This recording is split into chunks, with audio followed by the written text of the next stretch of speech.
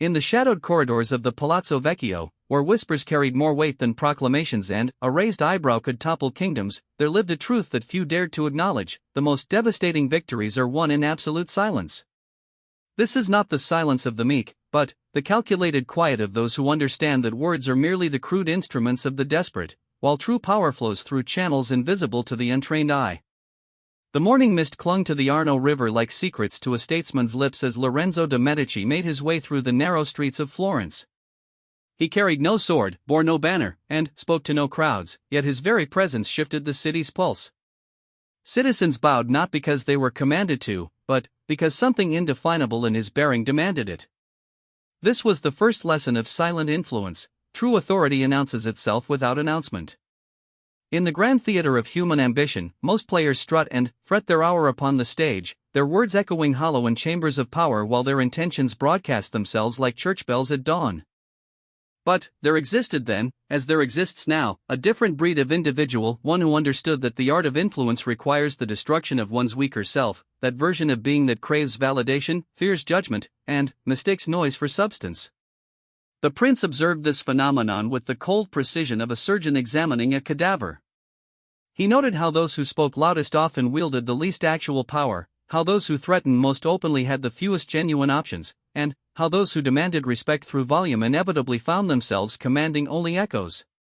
The truly influential, he realized, operated like gravity itself, invisible, constant, and absolutely undeniable in its effects.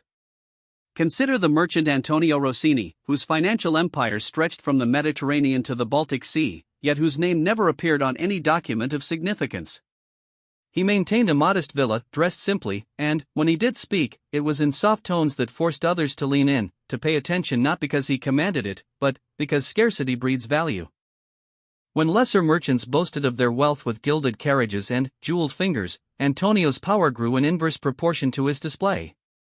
He had learned to destroy that part of himself that needed recognition, that craved the validation of visible success, and, in doing so, he became unassailable. The destruction of the weak self begins with the recognition that most human behavior stems from fear of rejection, fear of insignificance, fear of being forgotten. These fears manifest as desperate attempts to be seen, heard, and acknowledged. The weak self shouts because it believes volume equals validity. It argues because it confuses conflict with significance.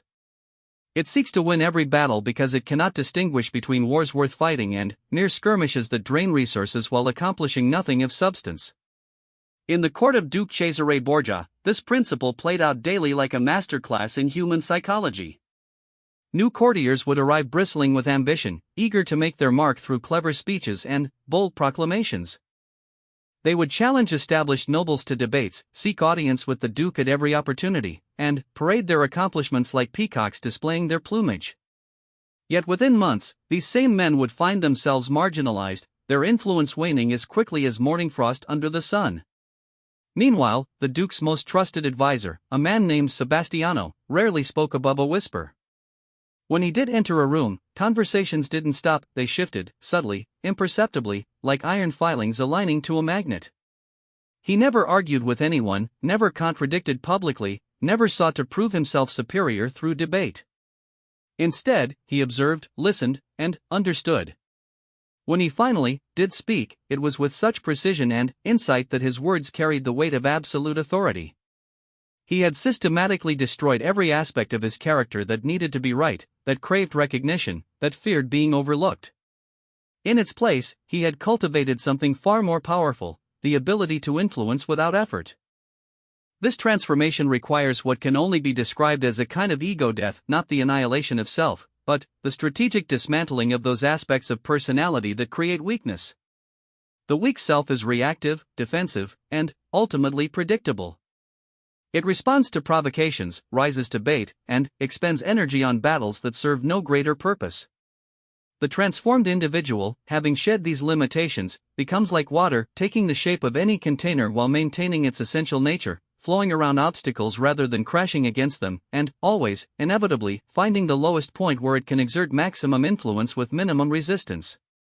The art of winning without words requires a fundamental understanding of human nature that goes far deeper than the surface psychology most people comprehend. It recognizes that humans are driven by emotion first, logic second, and that the most powerful emotions, respect, desire, fear, admiration, cannot be commanded through speech but must be cultivated through presence, consistency, and the careful management of perception. In the merchant quarters of Venice, there operated a moneylender named Isabella Contarini who had mastered this art to such a degree that entire trading expeditions would alter their routes to seek her approval for their ventures.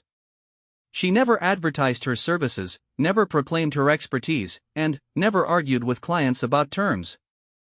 Instead, she had cultivated an aura of such reliable judgment and unshakable composure that merchants would wait weeks for a brief consultation, not because she demanded it, but because her very scarcity implied value beyond measure.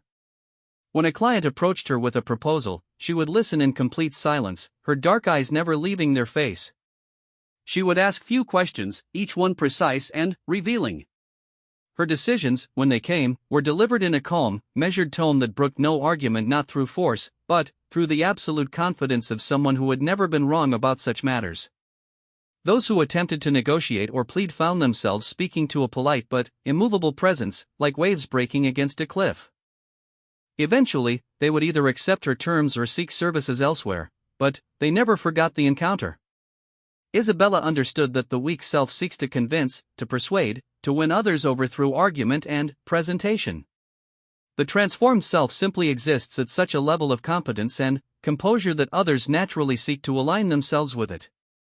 She had systematically eliminated every trace of neediness from her character, the need to be liked, the need to be understood, the need to justify her decisions.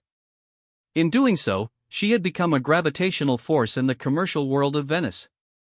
The process of this transformation is neither quick nor comfortable.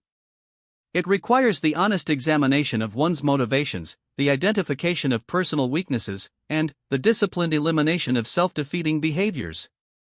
Most people resist this process because it feels like a kind of death, and, in many ways, it is.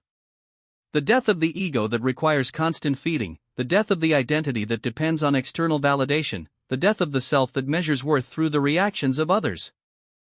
Yet from this death emerges something far more powerful, a presence that influences through being rather than doing, that leads through example rather than exhortation, and that wins not by defeating others but by making alliance with it the obvious choice. This is the essence of silent influence, the ability to shape outcomes without appearing to exert any effort at all. The Chronicles of Duke Alessandro di Firenze provide a perfect illustration of this principle in action. When he inherited his title, the Duke faced a court filled with ambitious nobles, each plotting to advance their own interests at his expense. Previous rulers had attempted to control such factions through elaborate systems of rewards and punishments, through grand speeches about loyalty and duty, through the constant assertion of their authority. Alessandro chose a different path. He began by observing rather than acting. For months, he attended every council meeting, every court function, every significant gathering, but he rarely spoke. When he did contribute to discussions, his comments were brief, thoughtful, and always focused on practical outcomes rather than theoretical principles. He never criticized anyone directly, never made threats, never announced his intentions. Instead, he simply demonstrated, through consistent action, that he was someone who could be trusted to make sound decisions under pressure. Gradually, the nobles began to realize that their various schemes and machinations were having no visible effect on the Duke. He neither rewarded sycophancy nor punished opposition. He simply continued to make decisions based on what appeared to be the long-term welfare of the duchy, treating all advisors with the same measured respect regardless of their political alignments. This consistency created a strange phenomenon. The various factions, finding no purchase for their traditional methods of influence, began to focus more on actually governing effectively, knowing that competence rather than politics would determine their standing with their ruler. Within 2 years, Alessandro commanded more genuine loyalty than any of his predecessors, not because he had conquered his nobles but because he had made their success dependent on the duchy's prosperity rather than on their ability to manipulate the ruler. He had destroyed that part of himself that needed to be feared, needed to be obeyed, needed to prove his authority through displays of power. In its place, he had cultivated such consistent competence and integrity that opposing him became not just difficult but pointless. This represents the second phase of silent influence, the creation of conditions where others' self-interest aligns naturally with your objectives. The weak self attempts to bend others to its will through force or manipulation. The transformed self creates environments where the desired outcomes emerge organically from the choices others make in their own perceived best interests. The mastery of this art requires understanding that true influence operates on multiple levels simultaneously. On the surface level, it appears that nothing special is happening, no dramatic confrontations, no stirring speeches, no obvious displays of power. But, beneath this calm exterior, profound changes are occurring in the psychological and social dynamics of every interaction. Consider the case of Cardinal Francesco della Rovere, who managed to secure his election to the papacy not through the traditional methods of bribery, political maneuvering, or theological argument, but through a campaign of such subtle influence that even today, historians debate exactly how he achieved his victory. Rather than actively seeking votes, he focused on becoming the kind of person other cardinals would naturally want to elevate to the highest office in Christendom. He began years before the papal election by establishing a reputation for absolute discretion. Cardinals who confided in him never found their secrets revealed, their confidences betrayed, or their trust violated in any way. He never gossiped, never repeated conversations, and never used private information for personal advantage. This created an environment where others felt safe in his presence, where they could speak freely without fear of consequences. Simultaneously, he cultivated a deep understanding of each cardinal's genuine concerns, fears, and aspirations, not the public positions they proclaimed, but the private anxieties that kept them awake at night. He did this not through spying or manipulation, but through patient listening and careful observation. When he did offer counsel or assistance, it was always focused on helping others achieve their legitimate goals rather than advancing his own agenda. By the time the papal conclave convened, Francesco had become the candidate whom everyone trusted, whom no one feared, and whom all believed would govern fairly. His election was not the result of a campaign but the inevitable outcome of years of systematic character development. He had destroyed every aspect of his personality that would have made him threatening to others, ambition that appeared grasping, intelligence that seemed calculating, piety that felt judgmental, and had cultivated instead a presence that inspired confidence without creating anxiety. The third phase of silent influence involves the careful management of perception and expectation. The weak self alternates between promising too much and delivering too little, creating cycles of disappointment and lost credibility. The transformed self consistently exceeds reasonable expectations while making such performance appear effortless and natural.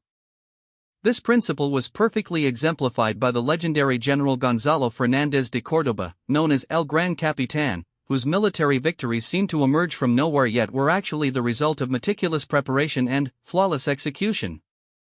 Before each campaign, while his opponents were making grand pronouncements about their strategies and issuing threats to their enemies, Gonzalo would quietly study every aspect of the coming conflict: terrain, weather patterns, supply lines, enemy capabilities, and the psychological profiles of opposing commanders. He never boasted about his preparations, never claimed superior knowledge, and never predicted easy victories. Instead, he would express measured confidence in his forces while acknowledging the challenges ahead. This created a psychological environment where any success would be viewed as the result of exceptional competence rather than fortunate circumstances, while any setbacks would be seen as temporary obstacles being overcome by superior planning. When battles were won, as they almost invariably were, Gonzalo would credit his soldiers, his officers, and favorable circumstances rather than his own brilliance. This humility, combined with consistent victories, created a legend that grew far beyond his actual accomplishments, because people naturally attributed supernatural qualities to someone who could achieve such results while appearing so modest about them. The general had systematically destroyed that part of himself that needed recognition for intelligence, that craved credit for achievements, that required others to acknowledge his superiority. In its place, he had developed an approach to leadership that made others feel elevated by association with him rather than diminished by comparison to him. His influence extended far beyond his official authority because people genuinely wanted to serve under someone who made them feel capable and valued rather than inadequate and expendable. This understanding of human psychology forms the foundation of all silent influence. People are more likely to be influenced by those who make them feel better about themselves than by those who demonstrate their own superiority. The weak self seeks to impress through displays of knowledge, skill, or achievement. The transformed self influences by helping others recognize their own capabilities and worth. In the bustling markets of Constantinople, this principle was embodied by a silk trader named Mehmed Hassan, whose business thrived not because he offered the best prices or the finest goods, but because every interaction with him left customers feeling more intelligent, more sophisticated, and more successful than when they arrived. He accomplished this not through flattery or false praise, but through the art of asking questions that allowed others to demonstrate their own expertise and insights. When a customer examined his wares, Mehmet would inquire about their intended use, their experience with different qualities of silk, their opinions on various weaving techniques. He would listen with genuine interest, ask follow-up questions that showed he valued their knowledge, and often learn something genuinely useful from the exchange. Customers left his stall not only with superior merchandise but with the feeling that they had been recognized as connoisseurs, that their judgment had been respected and validated by someone whose own expertise was evident but never ostentatious. This approach created a powerful psychological bond that transcended simple commercial transactions. Customers became advocates, recommending Mehmet not just for his goods but for the experience of doing business with him. They returned not only when they needed silk but when they wanted to feel competent and valued. His influence in the market grew organically as more and more traders sought to emulate an approach that seemed to benefit everyone involved. Mehmet had learned to destroy that part of himself that needed to be the smartest person in every conversation, that required others to acknowledge his expertise, that measured success through dominance rather than mutual benefit. Instead, he had developed the far more powerful ability to make others feel intelligent and capable, creating loyalty that no amount of superior merchandise or competitive pricing could match. The art of silent influence reaches its highest expression when it becomes invisible even to those who practice it. At this level, the transformed individual no longer consciously manipulates circumstances or calculates effects. Instead, they have so thoroughly integrated these principles into their character that influence flows naturally from their presence, like heat radiating from the sun. This mastery was achieved by perhaps the most legendary figure of the age, a woman known only as Ilaquieta, the Quiet One, who served as an unofficial advisor to multiple royal courts across Europe without ever holding any formal position or receiving any official recognition. Kings, queens, and emperors would seek her counsel on matters of state, military strategy, and diplomatic relations, yet no chronicler ever recorded her full name or documented her background. What made Laquieta so influential was not her intelligence, though it was considerable, nor her knowledge, though it was vast, but her complete absence of personal agenda. She had so thoroughly destroyed every trace of self-interest from her character that rulers could trust her advice absolutely, knowing that it would be based solely on their genuine best interests rather than any hidden motivations on her part. When she entered a room, conversations didn't stop or start, they simply became more thoughtful, more focused on finding real solutions rather than scoring political points. She rarely offered opinions unsolicited, but, when asked for her perspective, her responses were so clearly free from bias, so obviously focused on practical outcomes, that even bitter enemies would find themselves nodding in agreement with her assessments. Laquieta had achieved something that few humans ever accomplish: the complete subordination of ego to effectiveness. She had no need to be right, no desire to be recognized, no fear of being forgotten. Her only apparent motivation was the elegant solution of complex problems, and this purity of purpose gave her words a weight that no amount of political authority could match. The transformation she represented is available to anyone willing to undertake the difficult work of self-examination and character development. It begins with the honest acknowledgement of one's weaknesses, motivations, and self-defeating patterns. The weak self resists this examination because it threatens the carefully constructed illusions that protect us from uncomfortable truths about our own limitations and failures. Most people spend their lives trying to convince others, and themselves, that they are more intelligent, more capable, more important than they actually are. This exhausting performance requires constant maintenance and creates chronic anxiety about being discovered or exposed. The energy devoted to maintaining these illusions could instead be channeled into actually developing the qualities one pretends to possess. The process of destroying the weak self is not about becoming emotionless or abandoning all personal desires. Rather, it involves identifying and eliminating those aspects of personality that create weakness, vulnerability, and dependence on external validation. The transformed individual still experiences emotions, still has preferences and goals, but these are held lightly, without attachment, in service of larger purposes. This detachment creates tremendous freedom. When you no longer need others to think well of you, their opinions lose their power to control your behavior. When you no longer fear being wrong, you can examine evidence objectively without defensive distortion. When you no longer require recognition for your contributions, you can focus entirely on achieving the best possible outcomes regardless of who receives credit. Such freedom is simultaneously liberating and terrifying, because it strips away the comfortable illusions that most people use to navigate social interactions.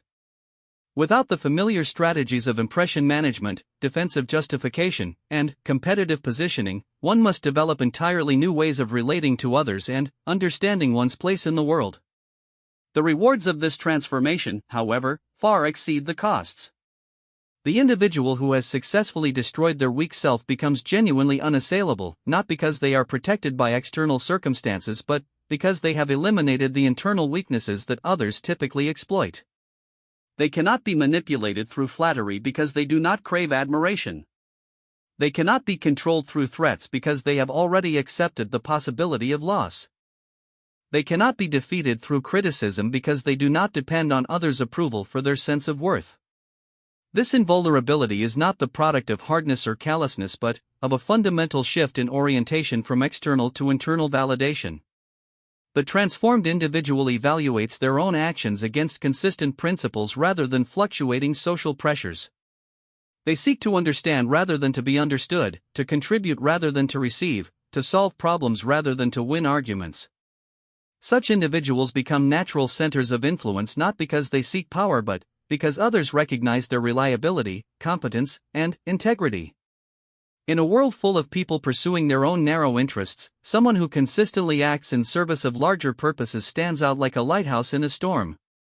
Others naturally gravitate toward such individuals not because they are commanded to but because association with genuine competence and integrity improves their own circumstances and prospects.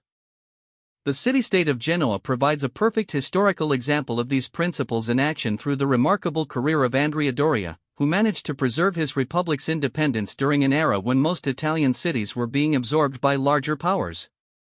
Doria achieved this not through military might, which Genoa lacked, nor through wealth, which others possessed in greater abundance, but through the systematic application of silent influence on a grand scale. Rather than attempting to compete directly with the major powers surrounding him, Doria focused on making Genoa indispensable to all of them. He developed the city's naval capabilities not for conquest but for service, creating a fleet that could transport troops, supplies, and treasure with unmatched reliability and discretion. When conflicts arose between major powers, Genoa offered its services to all sides, maintaining strict neutrality while providing essential support that made victory possible for whoever ultimately prevailed. This strategy required Doria to destroy that part of himself that craved glory, that wanted to be remembered as a great conqueror or a builder of empires. Instead, he cultivated the far more demanding role of being absolutely trustworthy to everyone while being owned by no one.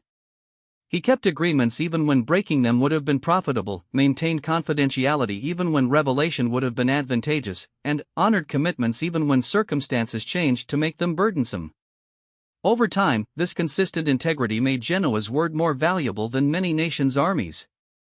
Treaties were sealed with the understanding that Genoese ships would be available to transport reinforcements, Genoese banks would honor letters of credit, and Genoese merchants would maintain supply lines regardless of political upheavals. This reliability in an unreliable age made the small republic effectively immune to conquest, because destroying it would have damaged the interests of too many powerful parties. Doria had achieved the highest form of silent influence, making opposition to his interests effectively impossible not through threat or coercion but by aligning those interests with the fundamental needs of everyone around him. He had transformed Genoa from a potential victim of larger powers into an essential partner whose welfare became a shared concern of all major players in Mediterranean politics. This example illustrates the ultimate expression of the principles we have been examining. True mastery of silent influence involves not just personal transformation but the creation of systems where one's success becomes inseparable from others' welfare. The weak self seeks to win at others' expense, creating zero-sum competitions that inevitably generate enemies and resistance. The transformed self creates positive-sum situations where everyone benefits from the same outcomes. Such mastery requires tremendous patience, because its effects accumulate slowly and may not be visible for years or even decades. The weak self demands immediate gratification, instant recognition, and quick results. It measures success in terms of battles won rather than wars avoided, opponents defeated rather than allies created, positions captured rather than foundations built. The transformed individual operates on a completely different timescale, thinking in terms of decades rather than days, measuring progress through the gradual accumulation of trust and competence rather than dramatic victories or defeats. This long-term perspective provides enormous advantages in a world where most people are focused on immediate results and short-term gains.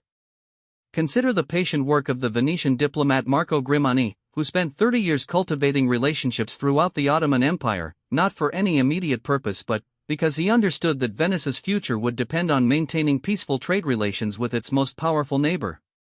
While other European powers were planning military campaigns and forming temporary alliances against the Turks, Grimani was learning Turkish, studying Islamic law, and developing genuine friendships with Ottoman officials at every level of government. When conflicts did arise between Venice and the Ottoman Empire, these relationships provided alternatives to warfare that saved both sides enormous costs in money and lives.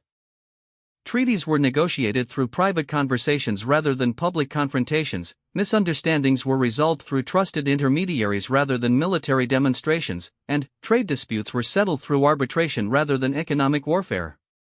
Grimani's influence was entirely invisible to contemporary observers and remains largely unrecognized by historians, yet his patient work probably saved Venice from destruction during one of the most turbulent periods in European history. He had systematically destroyed every aspect of his character that craved recognition, that needed credit for achievements, that measured success through public acknowledgement. In its place, he had developed an approach to diplomacy that created lasting solutions rather than temporary victories.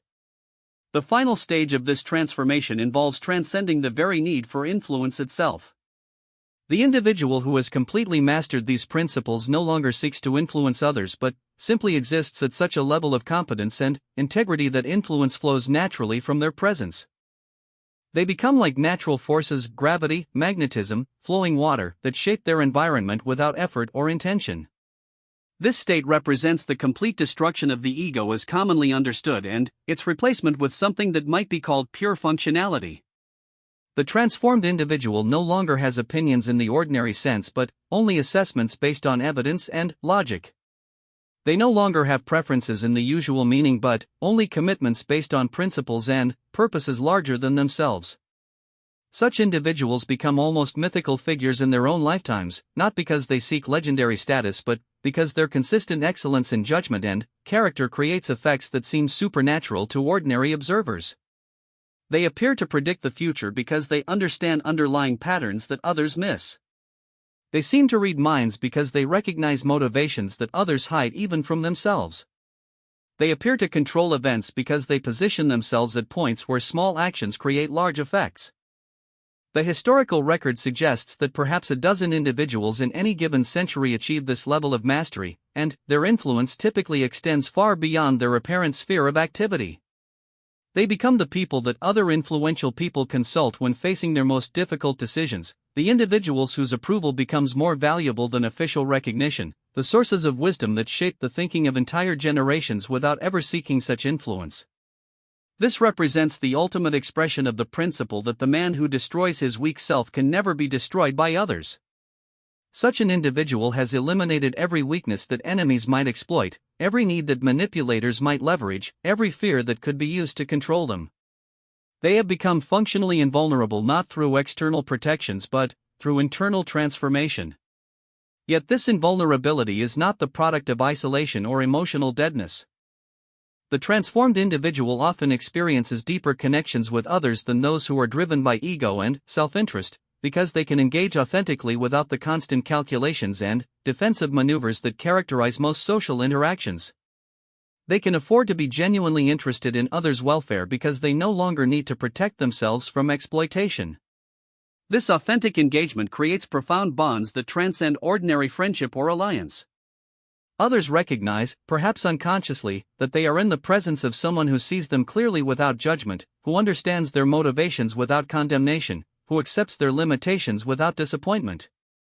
Such recognition creates loyalty that cannot be purchased, commanded, or manipulated, loyalty based on genuine appreciation rather than obligation or fear. The art of winning without words ultimately reveals itself as the art of becoming worth following, worth trusting, worth emulating.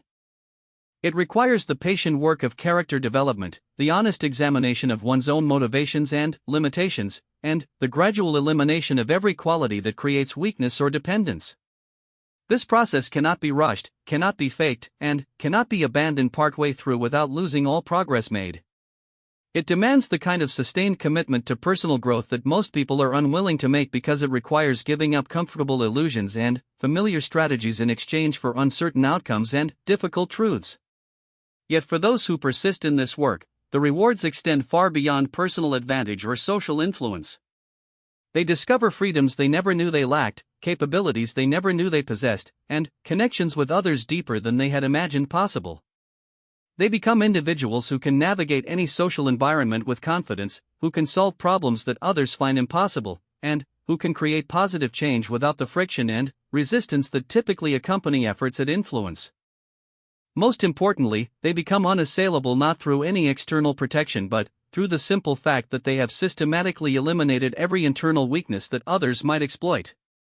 They cannot be controlled because they do not depend on others for validation. They cannot be defeated because they do not define themselves through opposition to others. They cannot be destroyed because they have already destroyed everything within themselves that was vulnerable to destruction. In the end, the art of silent influence reveals itself as nothing more and nothing less than the art of becoming fully human, rational without being cold, strong without being rigid, influential without being manipulative, effective without being ruthless. It is the path taken by those rare individuals who recognize that true power comes not from the ability to control others but from the freedom that emerges when one has achieved complete mastery over oneself. The chronicles of history are filled with the names of those who achieved temporary power through force, manipulation, or circumstance. But the individuals whose influence has shaped civilization for centuries are almost invariably those who mastered the art of winning without words, who learned to destroy their weak selves completely, and who became unassailable through the simple expedient of having nothing left within themselves that could be conquered by others. Their legacy lives not in monuments or chronicles but in the countless lives they touched, the problems they solved, the conflicts they prevented, and the wisdom they passed on to others who were ready to undertake the same demanding but ultimately liberating journey of transformation.